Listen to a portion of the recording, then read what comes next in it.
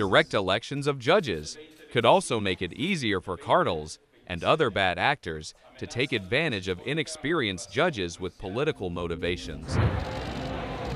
Thousands of demonstrators took to the streets of Mexico City to voice their opposition to President Andrés Manuel López Obrador's proposed judicial overhaul, which many fear could undermine judicial independence and democracy in Mexico.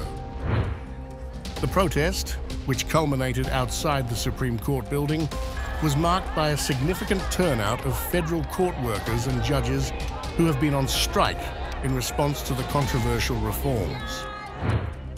I am devastated because I am 22 years old in this institution, and I feel very proud that I have worked to ensure that people once again enjoy those prerogatives that the authorities have taken away from them. If you think we are happy with the unemployment, we are not.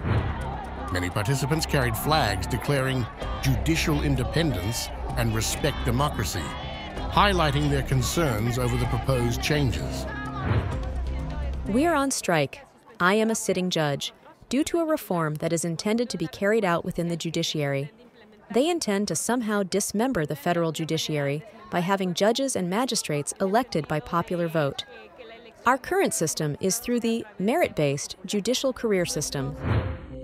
López Obrador's administration has proposed sweeping modifications to Mexico's judicial system following the Morena Party's major electoral victories in June.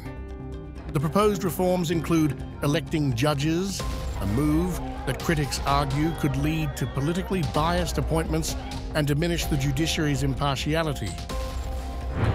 The proposal has sparked significant alarm among analysts, judges, and international observers who worry it could erode the independence of the courts. The impact of the proposed changes has already been felt economically, with the Mexican peso experiencing a decline. International financial institutions, including Morgan Stanley and Citibanamex, have expressed concerns, with some downgrading their investment recommendations for Mexico due to the perceived risks associated with the judicial reforms. U.S. Ambassador Ken Salazar has also weighed in, warning that electing judges poses a risk to Mexico's democratic institutions and threatens the historically strong commercial relationship between the U.S. and Mexico. The ongoing debate over direct popular election of judges, as well as the fierce politics that will unfold here in Mexico if the election of judges in 2025 and 2027 is approved, threatens the historic commercial relationship we have built. Salazar's comments were met with a diplomatic protest from the Mexican government, which characterized the remarks as disrespectful and an infringement on Mexico's sovereignty. There have been, as you point out, acts of disrespect to our sovereignty, such as this unfortunate and imprudent statement by Ambassador Ken Salazar yesterday. A diplomatic note has already been made, an estrangement, and of course I support what the Secretary of Foreign Affairs made known, because we do not accept interference.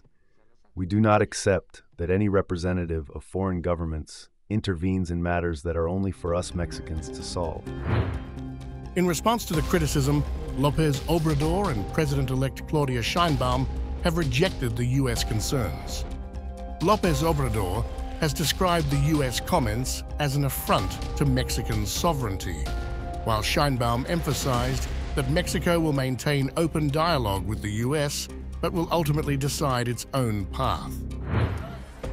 The proposed overhaul, still pending approval, would allow virtually anyone with a law degree and some legal experience to run for a judgeship through popular vote. If an excessive number of candidates emerge, a random drawing would determine the final candidates. Critics argue that such measures could pave the way for the Morena Party to exert control over the judiciary, potentially dismantling key checks and balances in Mexico's democratic system.